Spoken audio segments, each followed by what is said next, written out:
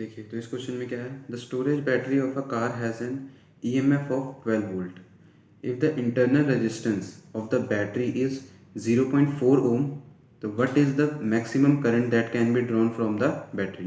देखिए यहाँ में क्या दिया गया है कि स्टोरेज बैटरी है एक कार की जिसका EMF कितना है 12 वोल्ट का है, ठीक है।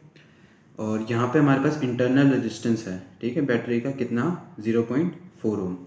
तो हमें ये बताना है कि बैटरी कितना मैक्सिमम करंट ड्रॉन कर सकती है, ठीक है, कितना मैक्सिमम करंट दे सकती है। चलिए तो सबसे पहले हम गिवन लिखेंगे कि गिवन हमारे पास क्या है। तो देखिए गिवन हमें क्या दिया गया है, एक EMF ऑफ बैटरी, ठीक है, EMF ऑफ बैटरी दी गई है। तो EMF क्या होता है, जिसे हम नाम दे देते हैं E से, और E की वैल्यू कितनी है हमारे पास 12 वोल्ट की, ठीक है, 12 वोल्ट की हमारे पास EMF है।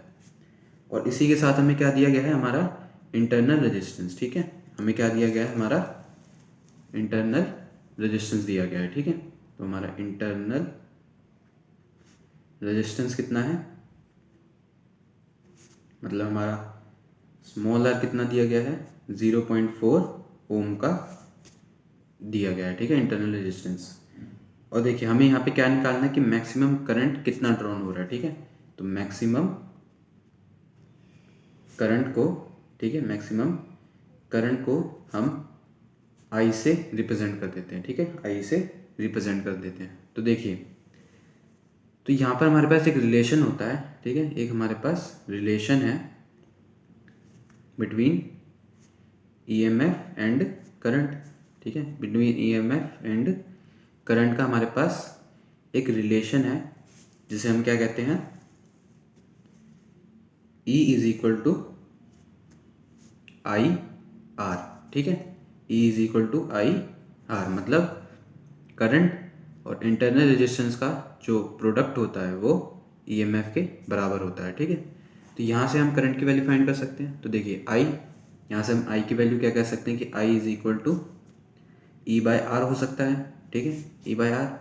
तो यहाँ E की वैल्यू हमारे पास कितनी है 12 वोल्ट की, और रेजिस्टेंस हमारे पास कितना है 0.4 ओम का।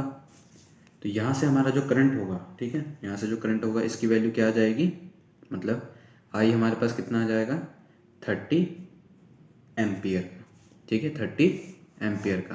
तो ये क्या है, करंट की वैल्यू है। ये जो करंट है ये करंट कहाँ से ड्रॉन हुआ है, ड्रॉन फ्रॉम द बैटरी, ठीक है, फ्रॉम द बैटरी। जब हमारे पास इंटरनल रेजिस्टेंस 0.4 ओम का था, ठीक है, 0.4 ओम का था, और वोल्टेज हमारे पास 12 वोल्ट की थी, मतलब EMF 12 वोल्ट का था, ठीक है।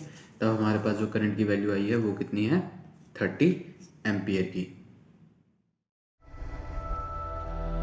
इससे आसान सॉल्यूशन और कहीं नहीं।